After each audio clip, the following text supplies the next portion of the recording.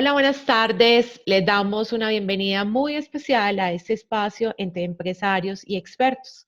Todos sabemos que estamos pasando por un momento difícil a raíz del COVID-19 y tenemos muchos empresarios angustiados y con necesidades de resolver muchas dudas. Le agradecemos a Confama, a Génesis Incubadora de Empresas del Oriente Antioqueño, a Proaburra Norte, Cámara de Comercio del Oriente Antioqueño, Cámara de Comercio Aurra Sur, Cámara de Comercio del Magdalena Medio, Fundación CFA, Camacola Antioquia, Alcaldía de Río Negro, Azocol Hierbas.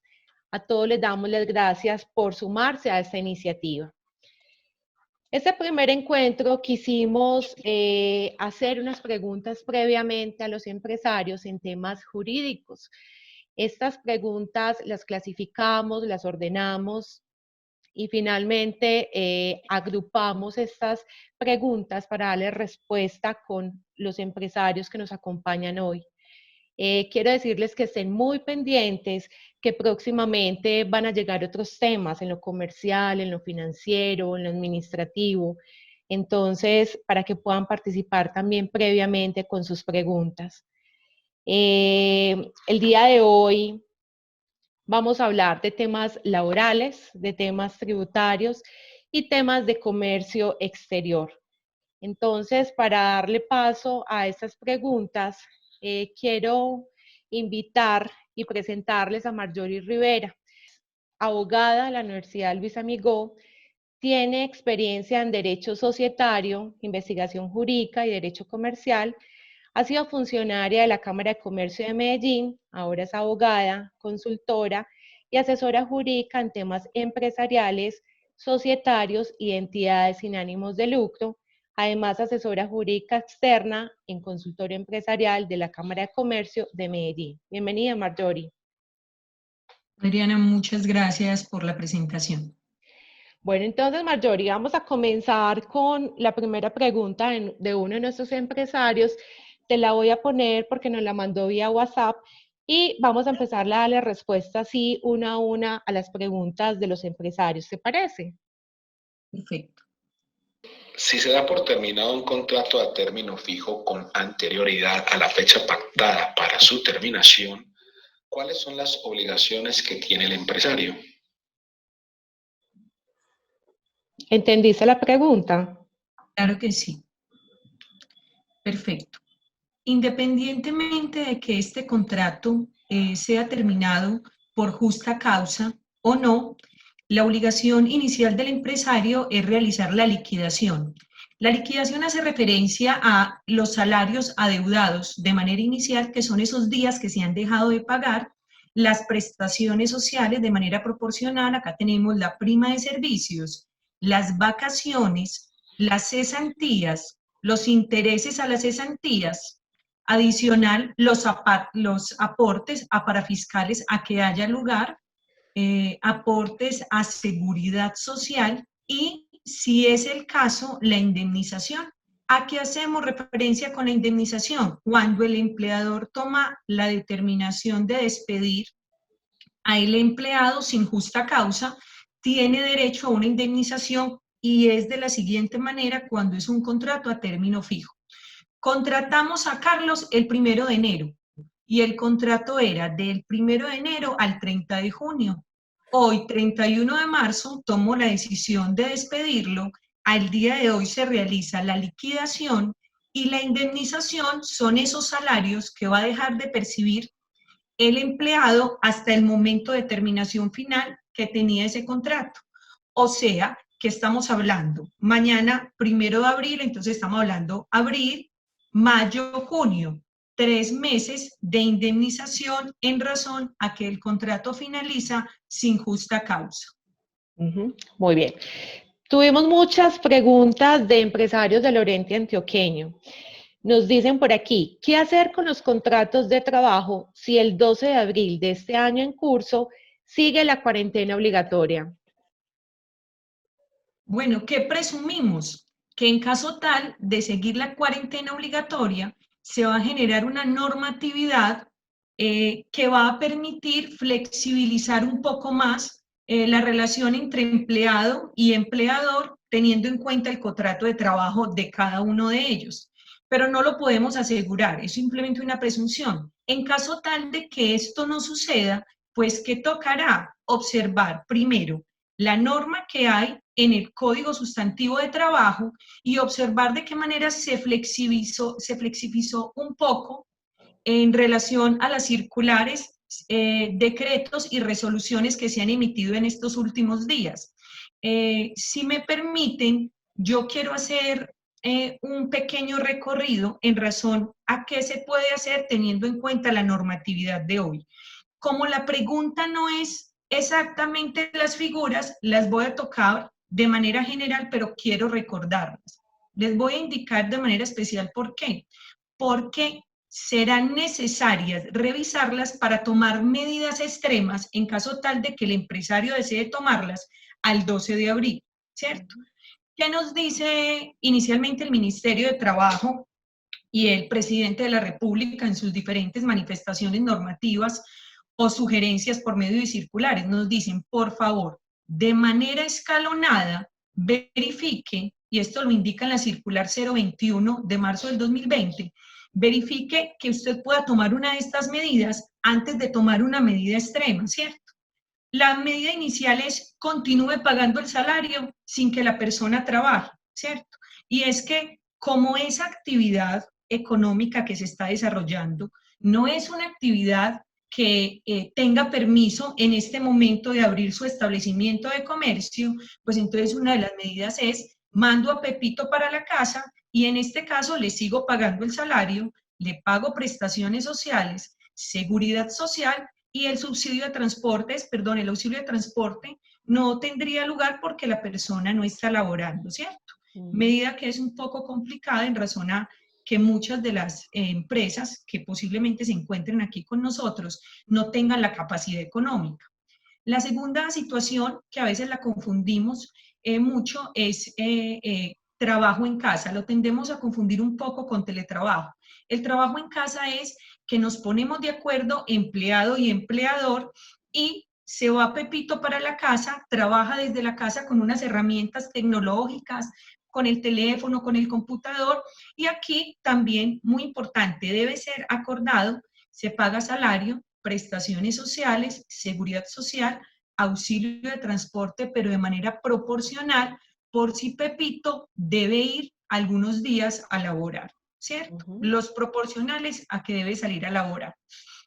La tercera manera que está en el código y puede ser muy útil, y hay algunas empresas que lo han utilizado, es pagar una semana sin que trabajen. Entonces yo le digo, Juan, te vas para la casa, yo te voy a pagar esta semana, y cuando la situación vuelva a la normalidad, me pagas, puede ser una hora diaria, puede ser los sábados, ¿cierto? Me pagas esos días que dejaste de laborar, una figura que puede ser interesante. Importante, no puede ser a voluntad del empleador, debe ser un acuerdo. Nos encontramos también con un tema muy importante que es la revisión del contrato. La revisión del contrato es un acuerdo entre las partes por medio del cual decimos, hombre, ¿qué tal si teniendo en cuenta que la actividad no se está desarrollando en debida forma, organizamos una menor cantidad de horas y asimismo una menor cantidad de salario? Aquí tenemos que ser muy cuidadosos porque debe ser un valor proporcional. En caso tal, un ejemplo, Pepito trabajaba una jornada completa y se ganaba el salario mínimo legal mensual vigente, llegan a un acuerdo y en razón a ese acuerdo va a trabajar media jornada, ¿cierto? O sea que va a devengar medio salario mínimo legal mensual vigente. ¿Qué hay que tener aquí muy presente? Que el pago de la seguridad social deberá ser por el mínimo. En ese caso debe ser por el mínimo. Salud, pensión y riesgos. Los parafiscales sí se pagarán proporcional a ese salario que el empleado está recibiendo, ¿cierto? Y tenemos una figura con la que tenemos que ser muy cuidadosos porque la hemos utilizado un poco mal últimamente. Y en razón a esta situación salió una circular donde el ministerio dice mucho cuidado, y es la licencia no remunerada. La licencia no remunerada es un acto por medio del cual el empleado, como una decisión propia, le indica al empleador que desea una licencia no remunerada. El empleador lo que hace es verificar si efectivamente está de acuerdo y si sí, le indica que efectivamente puede suceder. ¿Qué hemos notado? Que es muy importante. Les están enviando la carta de manera general los empresarios a los empleados y esto es una prueba en contra. Aquí la buena fe es muy importante. No pueden hacer de nosotros. Ahora es una pregunta muy interesante. ¿Qué empleado desea que le demos una licencia no remunerada? ¿Cierto? Es difícil por la situación económica que están viviendo hoy, entonces la probabilidad es mínima. En caso tal de que efectivamente suceda, ¿cierto? Características debe ser solicitada por el empleador, no se puede coaccionar la persona, aquí no hay pago de salario, ni de cesantías, ni de vacaciones, tampoco pago de parafiscales. La seguridad social la debe pagar el empleador en este caso, el valor completo, y más adelante tratar de pactar que esa partecita que le correspondía directamente al empleado sea devuelta al empleador. Desde mi concepto, yo deseo aclarar esto, aquí sí aplica la prima de servicios. Hay algunos abogados que tienen unos conceptos diferentes, pero en temas de jurisprudencia y manifestación, en algunas ocasiones se ha indicado que se debe pagar la prima de servicio, pues no aparece seccionada en ninguna parte, razón por la cual yo tengo el mismo concepto frente a esta figura. Y para terminar este punto, pues efectivamente un tema que yo considero que deberíamos mirar y que podría ser interesante y son las vacaciones anuales. Recordemos que las vacaciones pueden ser causadas, anticipadas o colectivas. Y que cuando hablamos de las causadas, cuando ya están causadas, yo como empleador simplemente lo que hago es comunicarle al empleado. No nos ponemos de acuerdo, yo le comunico, pero esta situación tiene que yo le debo pagar todo lo que siempre le he pagado cada vez que esta persona ha salido a vacaciones, ¿cierto? Todos sus derechos. Las anticipadas deben ser por acuerdo. Y aquí debemos ser un poco cuidadosos, más adelante vamos a tocar el tema porque va a ser importante, y es que no puedo por ninguna razón, como un acto propio de la empresa, en caso tal de que antes de que esas vacaciones lleguen de manera futura, ¿cierto? Llegue ese momento en que realmente se cumplían, no las puedo descontar en caso tal de que termine el contrato, ¿cierto? Vamos a ahondar un poco más adelante en el tema. Y ya entramos al tema de las vacaciones colectivas, que se comunica simplemente y en este momento tenemos permiso de comunicarlas con un día de antelación. Esa es la Perfecto. respuesta. Voy a adelantar a una pregunta de un empresario que habla justamente de todas las modalidades que nos acabas de mencionar, como de flexibilidad laboral. ¿Qué hace el empresario para justamente documentar y pactar ese tema con sus empleados? Por supuesto, aquí hay que ser muy cuidadosos. ¿Por qué vamos a ser muy cuidadosos? Porque hoy tenemos dificultades para que el empleado se encuentre con el empleador, ¿cierto? Entonces, lo primero que debo hacer es que en caso tal, ejemplo, vamos a flexibilizar la jornada porque vamos a llegar a un acuerdo de voluntades. Recordemos que estamos ante el derecho privado y el acuerdo de voluntades es válido. Entonces, lo que yo debo hacer primero, en caso tal de que vaya a haber una flexibilidad, es por un medio correo, WhatsApp, ¿cierto? Un medio que hoy, con el cual podamos probar, realizar la propuesta, si me corresponde a mí como empleador, realizo la propuesta, le indico que en caso tal de que él esté de acuerdo, me responda por ese medio, ¿cierto? Entendiéndose esa respuesta como una aceptación, y posterior a este hecho, yo empleador realizo un documento donde valido esa información. Aquí les voy a dar una sugerencia muy importante. Debemos ser muy, pero muy cuidadosos con terminar obligándonos, casi que creando un título de manera futura. ¿Cómo así? Pepito se ganaba 5 millones de pesos y hoy con Pepito pactamos que vamos a trabajar media jornada y que en razón a ese hecho se va a ganar 2.500.000, ¿cierto? Y va a laborar la mitad de la jornada.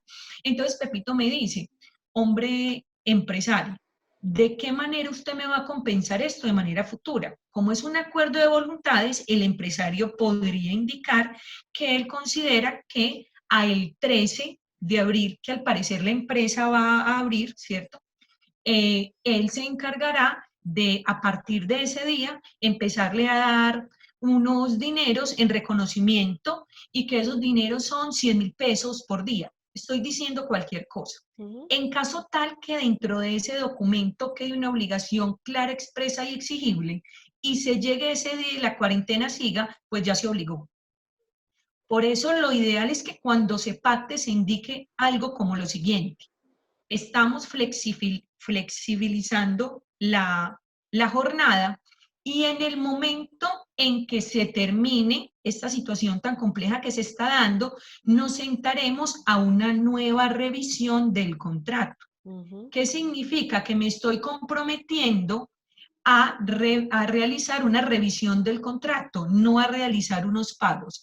Entonces, mi sugerencia es que todo quede documentado por la cantidad de medios posibles por donde podamos preguntar, indicar que se entenderá esa respuesta como aceptada en caso tal de indicar que sí, y documentarlo de manera tal que no vamos a obligarnos en razón a temas futuros que desconocemos. Muy bien. Nos hacen esta pregunta, Marjorie. ¿Se pueden suspender contratos laborales durante ese periodo de crisis? Esta es la pregunta más realizada en estos días. Bueno, sí se puede. Antes de responder esta pregunta, yo quiero que tengamos en cuenta lo siguiente. Primero, la Constitución Política en su artículo primero indica que la solidaridad es un principio constitucional y en el artículo 95, numeral 2 de la Constitución indica lo siguiente. Permítame, lo leo de manera textual. Debemos obrar conforme al principio de solidaridad social, respondiendo con acciones humanitarias ante situaciones que pongan en peligro la vida o la salud de las personas. ¿Por qué se los leo?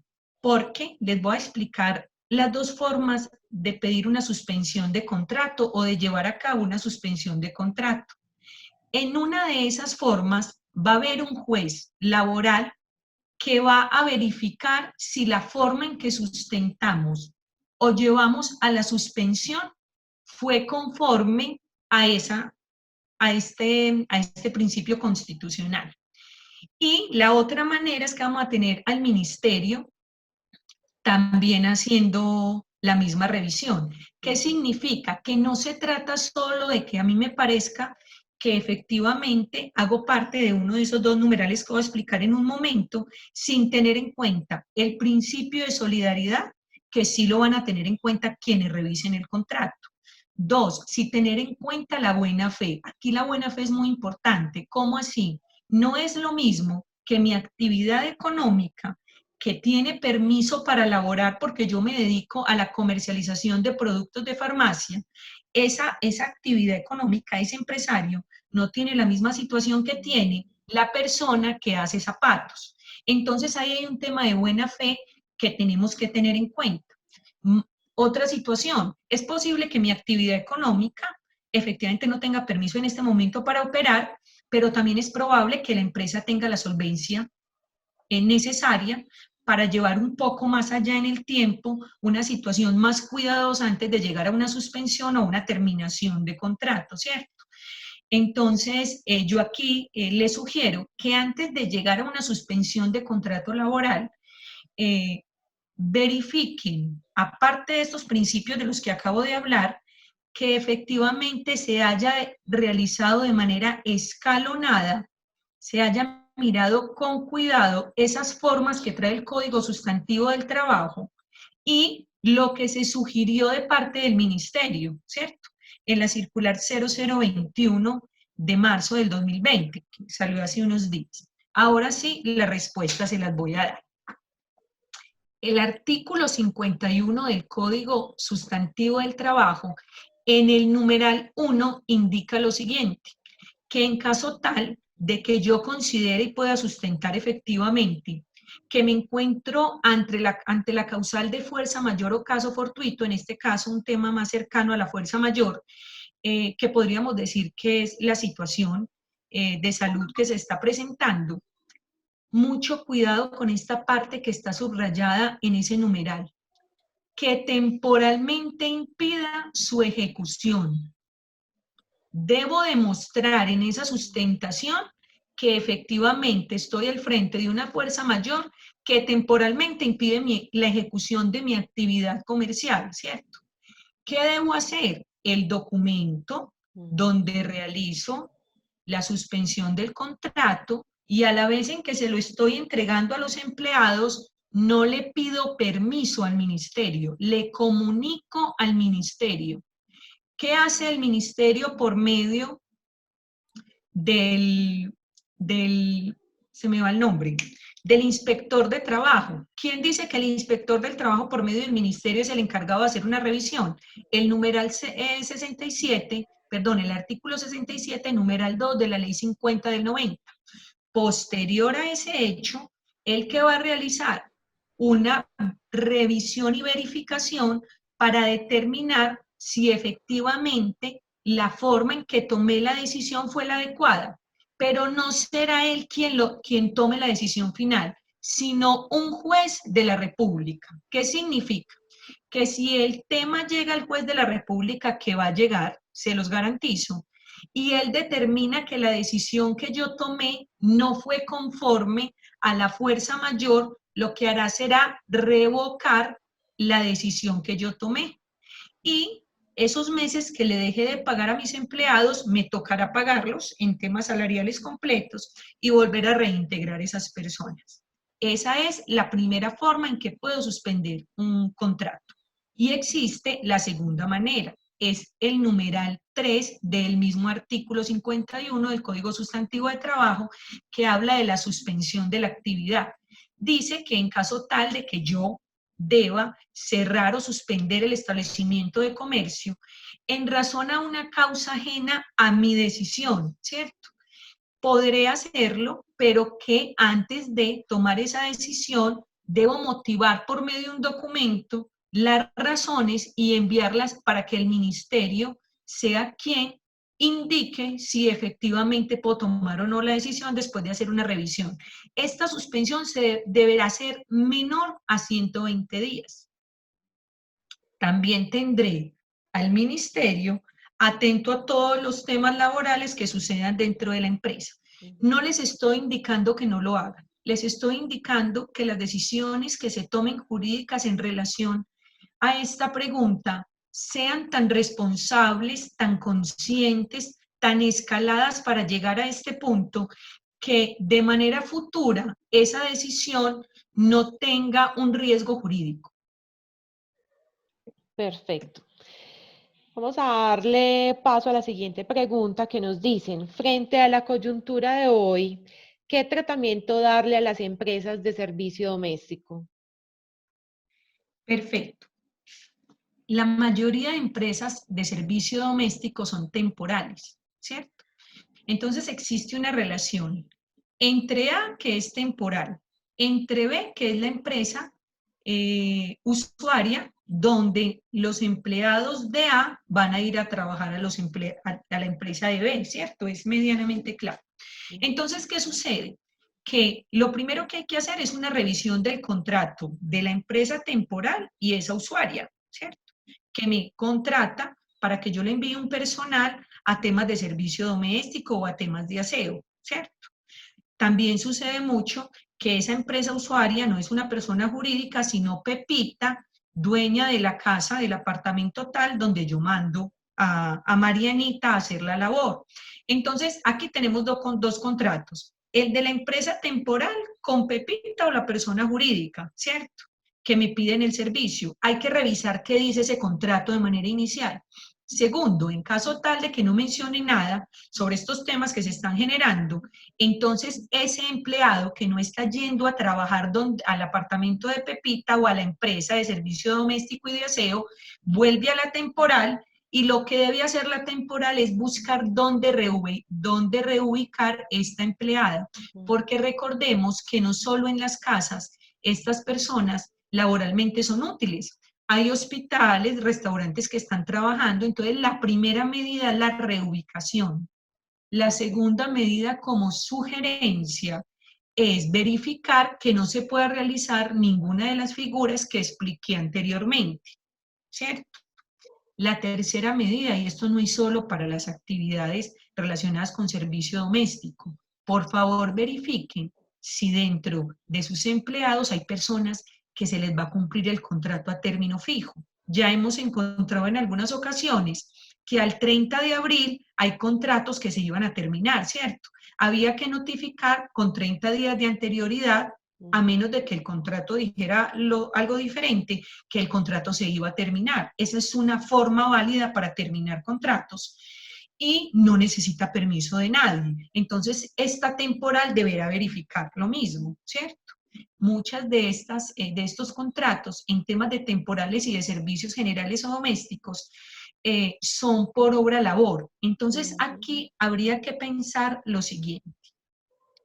Si la obra labor definitivamente no se va a poder dar en el tiempo, desde mi concepto, el contrato puede finalizar porque la obra labor no se dará. Ejemplo, rueda de negocios en Medellín. Se contrató una cantidad de gente para ir a la rueda de negocios y en razón a este hecho, la rueda de negocios ya no se va a dar este año. Significa que esa obra labor ya no se va a realizar porque esas personas iban a un tema logístico.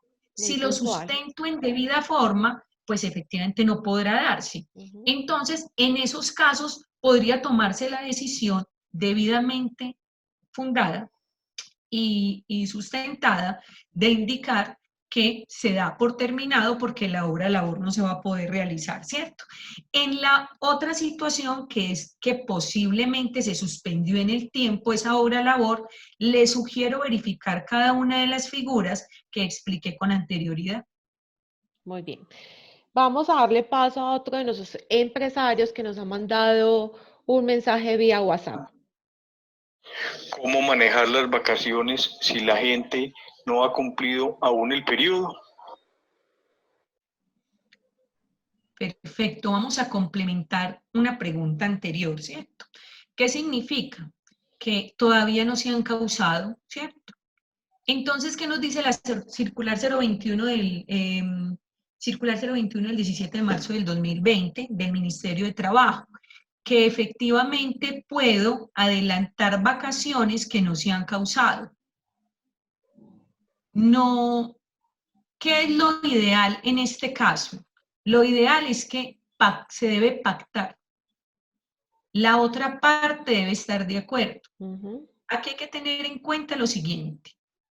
Estas tres situaciones. Primero, las vacaciones deben ser remuneradas al trabajador con el salario que devenga al momento del disfrute. Dos, el trabajador no podrá exigir que se le asigne un nuevo periodo de vacaciones luego de cumplir ese año.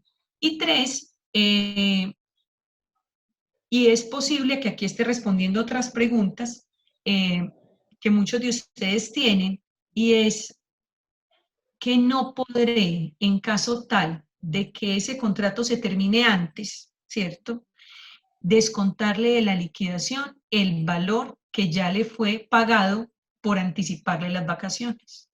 ¿Se puede? Sí. ¿Le puedo notificar faltando solo un día? También lo puedo hacer. Dentro de la misma circular está el permiso. Entonces ahí nos estás dando respuesta como a esta última pregunta. Hay posibilidades que a alguien ya se le haya pagado sus vacaciones y que renuncie. Entonces, ¿qué se va a hacer en ese caso? Sí. Bueno, aquí tenemos que ser muy cuidadosos. ¿Por qué?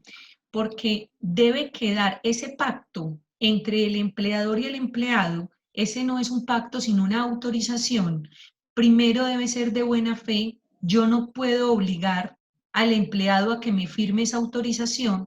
Entonces será un documento donde se indique que en razón el empleado autoriza de manera futura que en caso tal de que el contrato se dé por terminado por cualquier causa, se descuenten esos valores que tuvo hoy derecho en razón a unas vacaciones que no se habían cumplido. Pero hay que ser muy cuidadosos con ese documento, porque la norma no indica que yo lo pueda hacer por un capricho mío como empresario. Perfecto, muchas gracias, Marjorie. Bueno, entonces ahora vamos a darle paso a los temas que tienen que ver con temas de aduana y cambiarios. Para ello, Saide Segrarea Celedón nos dio respuesta a nuestros empresarios. No nos pudo acompañar virtualmente en este encuentro, pero ella nos manda sus respuestas. Voy a compartirles esa pantalla con las preguntas que hacen los empresarios. Entonces, la primera pregunta que nos hacen es, ¿se puede ingresar desde Estados Unidos productos no básicos con o sin restricción durante la cuarentena? Ella nos da respuesta con lo siguiente y nos dice, el primero es que las operaciones de comercio exterior se están manejando de muchas formas virtuales, según los lineamientos dados por el gobierno en las resoluciones número 22 y memorando 53 del 18 de marzo del 2020 y los decretos 463 del 19 de marzo del 2020. Además, decreto 462 y 463 del 22 de marzo del 2020. Están un poco lentas, pero se están manejando. De igual forma, cada administración ha comunicado cómo se estarán trabajando las operaciones y han suministrado los correos pertinentes para cada una de ellas. Y la segunda pregunta que tiene que ver con este tema nos dice, ¿cómo se verán afectados los procesos de exportación que ya tienen negociación pactada y en tránsito, encontrándose en detenidos en zona aduanera? ¿Qué nos dice la experta? El gobierno no ha parado el comercio exterior. Lo que están dando es prioridad a la mercancía considerada de primera necesidad para la crisis que estamos pasando, es decir, alimentos, medicamentos, dispositivos e insumos médicos. El resto de carga se le hace sus trámites normales, la única diferencia es que se hace en proceso virtual. Entonces, con eso le damos cierre al tema aduanero y le vamos a dar paso ahora al tema tributario. Para el tema tributario nos acompaña Santiago Sánchez Vázquez, él es contador público, especialista en legislación tributaria y estudiante de Derecho en la actualidad. Se ha desempeñado como asesor tributario, director contable, revisor fiscal y actualmente trabaja para el Grupo Éxito como especialista en impuestos. Bienvenido, Santiago. Hola, Adriana, ¿cómo estás? Muy bien, muchas gracias. Bueno, Santiago, nuestros empresarios también tienen muchas preguntas en este ámbito y con la que empezamos en la primera pregunta que dice, ¿se extiende el plazo para la renovación del beneficio de régimen tributario especial? Hola, bueno, respecto al régimen tributario especial o las entidades que quieren pertenecer al régimen tributario especial, tienen dos procesos a realizar en este 2020. El primero es el proceso de actualización, para el cual optan aquellas empresas que ya vienen calificadas dentro del régimen tributario especial, que vienen con más de un año de antigüedad e inicialmente tenían plazo hasta el 31 de marzo del 2020. Ya el gobierno nacional emitió el decreto 438 del 19 de marzo del 2020 con el que amplía el plazo para registrar la actualización hasta el 30 de junio del 2020 y el plazo del proceso también para reunirse sobre el máximo órgano de dirección para aprobar la destinación de los excedentes. Ahora bien, si la empresa es nueva o no está admitida actualmente dentro del régimen tributario especial, ella va a hacer un proceso de calificación. Este proceso de calificación, por norma, no tiene una fecha máxima. Las entidades que quieran optar o pertenecer a ellas no tienen una fecha de vencimiento, por lo cual lo pueden hacer en cualquier momento durante el 2020. Muy bien, la segunda pregunta nos dicen que si hay exoneración tributaria y de seguridad social para las empresas que son productoras de alimentos saludables. Bueno, el gobierno nacional ha intentado darle alivios de flujo de efectivo a aquellas empresas que han sido golpeadas directamente por todo este tema de la emergencia económica. ¿Qué debe hacer una empresa o una persona que está en el área del sector de los alimentos? Verificar la actividad económica de su RUT en la resolución 139 del 2012. Esta resolución tiene los expendios de bebidas preparadas, expendios de bebidas alcohólicas dentro de establecimientos, también incluye operadores turísticos, agencias de viaje. ¿Qué hace qué pasa si usted está dentro de esta resolución? Tendría plazo máximo para pagar la declaración de IVA y de impuesto al consumo hasta el 30 de junio del 2020, sea el cuatrimestre 1 o el segundo bimestre del 2020. Hay que tener claro que la obligación de presentar o de cumplir con el deber formal sigue vigente, porque son dos momentos diferentes. Entonces, tendrá que cumplir con la presentación de su declaración, pero va a tener un alivio de caja de unos meses y podrá pagar hasta el 30 de junio del 2020. Muy bien, Santiago, tuvimos varios empresarios del sector hotelero y agencias de turismo que nos hacen, digamos que dos preguntas como en una. Lo primero es, en cuanto al tema tributario, ¿qué beneficios o prórrogas hay en el sector hotelero? Y la segunda, ¿qué responsabilidades tributarias tiene una agencia de turismo?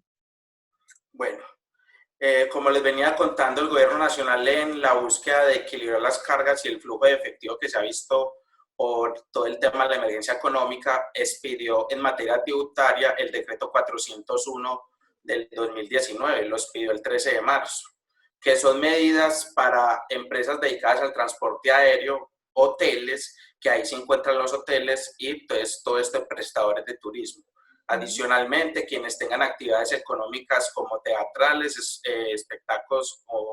espectáculos públicos o música en vivo. Listo, entonces, el decreto que nos dice que estas empresas que desarrollen estas actividades y que se encuentren calificadas como grandes contribuyentes tendrán plazo para pagar su segunda cuota de impuesto de renta hasta el 31 de julio y su tercera cuota hasta el 31 de agosto. Las demás empresas del sector hotelero que no sean calificadas como grandes contribuyentes podrán pagar su primera cuota y podrán pagar su primera cuota igualmente hasta julio del 2020 y la segunda hasta el 31 de agosto.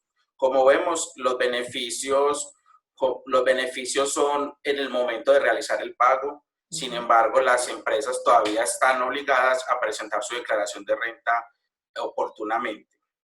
Adicionalmente, aquellas empresas del sector hotelero o del sector del aéreo o del sector del turismo que sean responsables de impuesto a las ventas o impuesto al consumo, como lo dije en la respuesta anterior, también tendrán la obligación de presentar su declaración, pero podrán pagarlo hasta el 30 de junio del 2020. Ahora bien, redondeando la respuesta, ya que también recibí interrogantes sobre los operadores de turismo, que qué responsabilidades tendría un operador de turismo siendo persona natural.